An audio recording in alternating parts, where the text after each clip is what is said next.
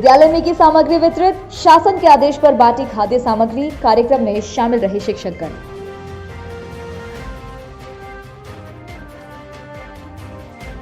पूर्व मुख्यमंत्री दिग्विजय सिंह पहुंचे भोपाल, कांग्रेस पार्टी के युवा नेता से की मुलाकात।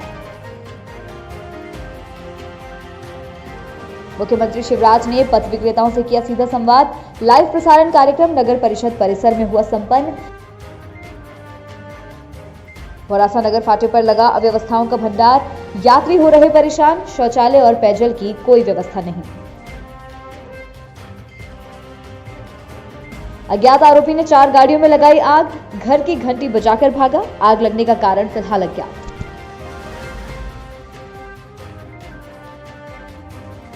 नमस्कार, मैं हर्षिता सिंह, स्वागत है आपका संवाद न्यूज में और अब बढ़ते हैं खबरों की ओर।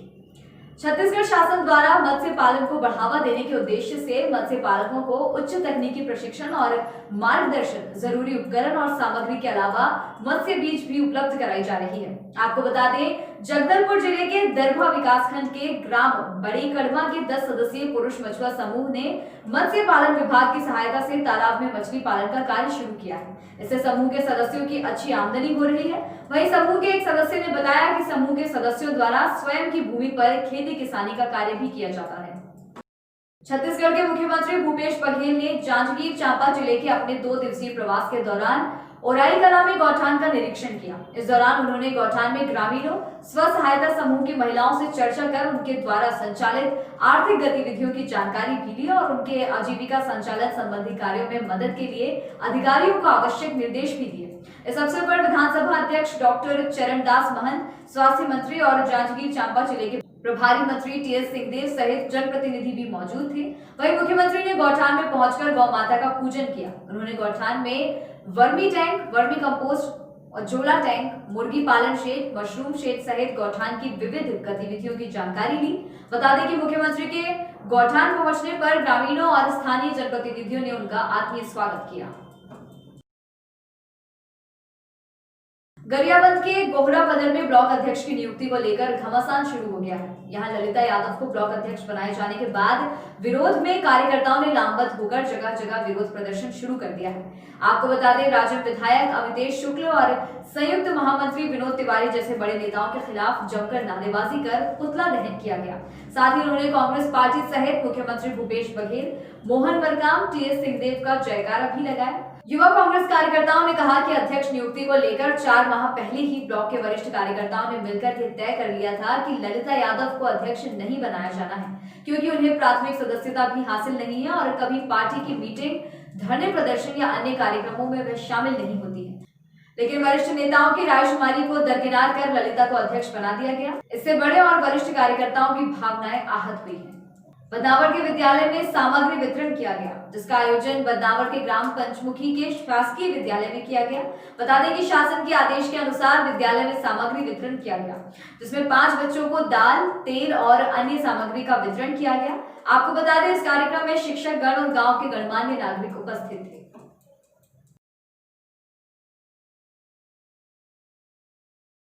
राजधानी भोपाल में बीजेपी के हार को जीत डिक्लेयर करने की घटना पर कांग्रेस का बयान सामने आया है।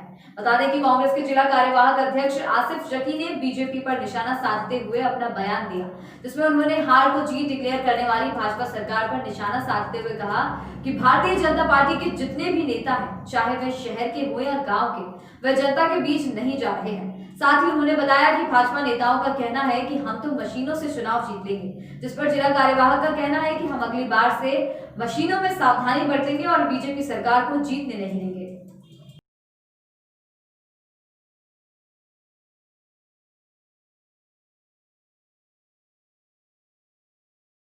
देखिए, मैंने माननीय मुख्यमंत्री जी का बुधवार को जो स्टेटमेंट दिया है वो अभी सुना है, वो मुझे पढ़ा। उसमें उन्होंने ये कहीं नहीं कहा कि मांस, मछली की, मटन की दुकान बंद की जाएगी, लेकिन इनके एक मंत्री कहते हैं कि मछली की दुकान और मांस की दुकान बंद की जाएगी। जिनका जो पशुपालन मंत्री हैं, वो वहीं पर हमारे विश्वास सारंग जी जो मंत्री हैं भोपाल लोकल के, वो ये कहते हैं कि नहीं, ऐसी कोई घोषणा नहीं हुई है। तो मुख्यमंत्री जी की घोषणा, इतनी अधिक घोषणाएं हो गई हैं कि मंत्री उनको जो है सही रूप में लेते नहीं है कि क्या घोषणा हुई है। और ये सब चीज़ें इसलिए घटित हो रही हैं कि ये छोटे किसानों को उनका ध्यान हटाने के लिए किसान आंदोलन से ये सब घटनाएं जानबूझ के की जा रही हैं। और इस प्रकार की चीज़ों से जो अभी व्यवसाय जो है वापस लौट के आ रहा है वो वापस जो है शून्य में चला जाएगा और लोग भूख से मरने को जो है मजबूर हो जाएंगे। मध्य प्रदेश के पूर्व मुख्यमंत्री और राज्यसभा सांसद दिग्विजय सिंह भोपाल पहुंचे, जहां वार्ड नंबर 9 के कांग्रेस पार्टी के युवा नेता शाहिद अहमद ने अपने साथियों के साथ उनसे मुलाकात की, जिसमें विशेष रूप से सद्भावना प्रकोष्ठ के अध्यक्ष जनाब अरवेज खान और पूरी टीम मौजूद रही। राजधानी के सुखी सेवनिया पुलिस ने 6 हत्या करने वाले सीरियल किलर को गिरफ्तार किया है।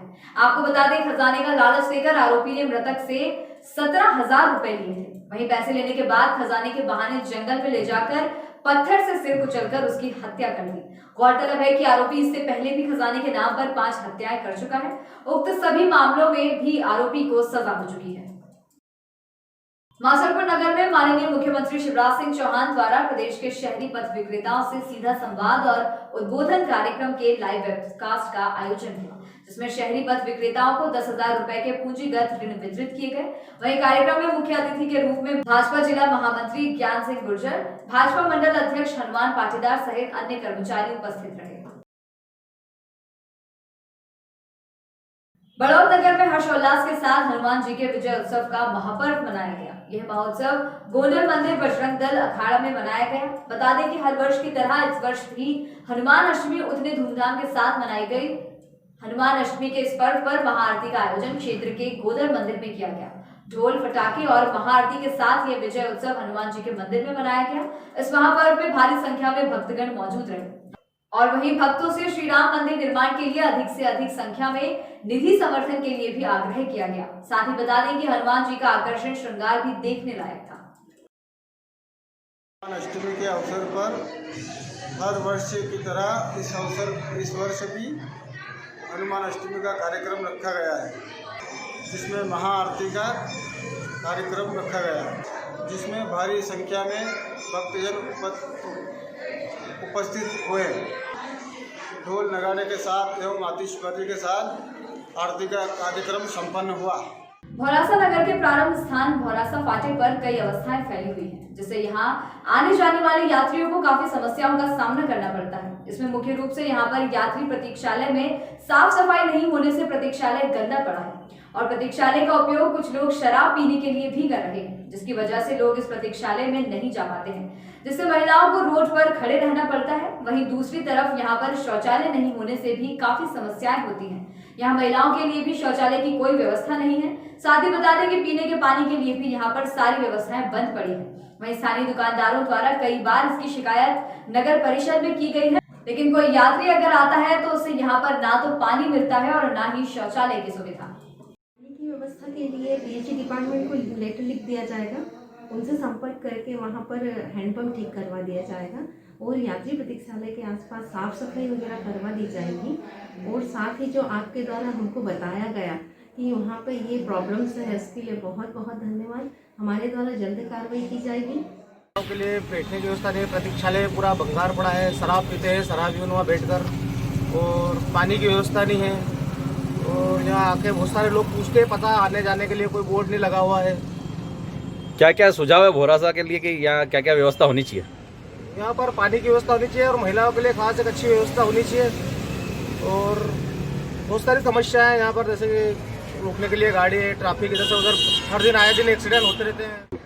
बाथरूम की व्यवस्था नहीं है, पानी की व्यवस्था नहीं है, प्रतीक्षालय तो खराब पड़ा है। हाँ उधर इसकी साफ सफाई होती है कि नहीं होती है? होती है। अब यहाँ पे पानी की भी व्यवस्था नहीं है। ये हेडपम्प खराब है, इसको 2 बार अपन ने बताया, बोला उनको डालने के लिए लाइन, तो उन्होंने नहीं डाली। पानी बहुत देर में आता है इसमें।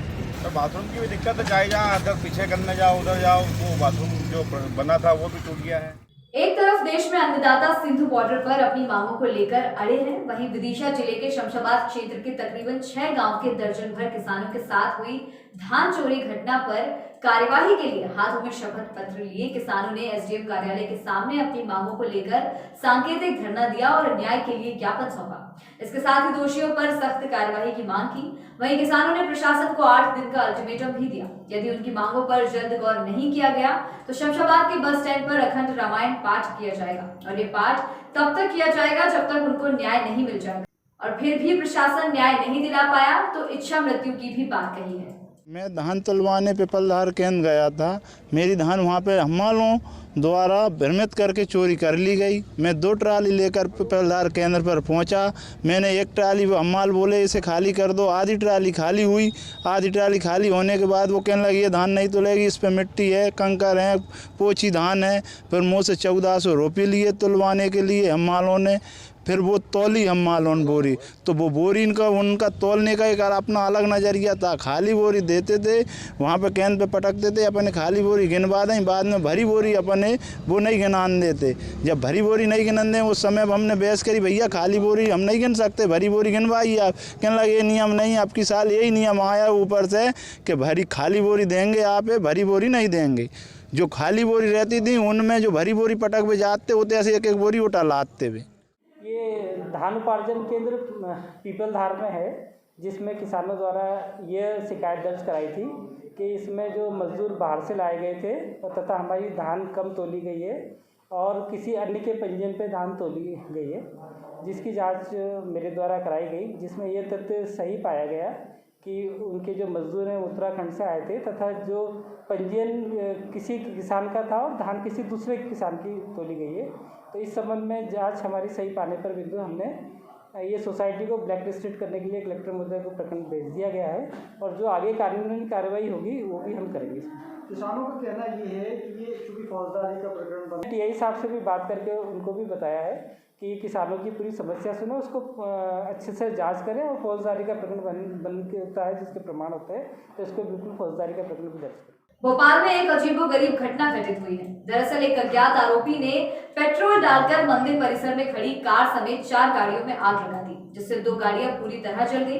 फिलहाल घटना के असल कारणों का पता नहीं चल पाया है। उधर आग लगाने वाले आरोपी ने मंदिर परिसर में रह रहे परिवार को बकायदा घंटी बजाकर उठाया और फिर भाग निकला। परिजन जब तक बाहर आकर आग बुझाते तब तक 2 गाड़ियां जल चुकी थी। इस सब में कार और एक स्कूटी को काफी नुकसान हुआ है। खबरों में फिलहाल इतना ही। बाकी ताजा तरीन खबरों के लिए बने रहिए संवाद न्यूज के साथ। दीजिए इजाजत।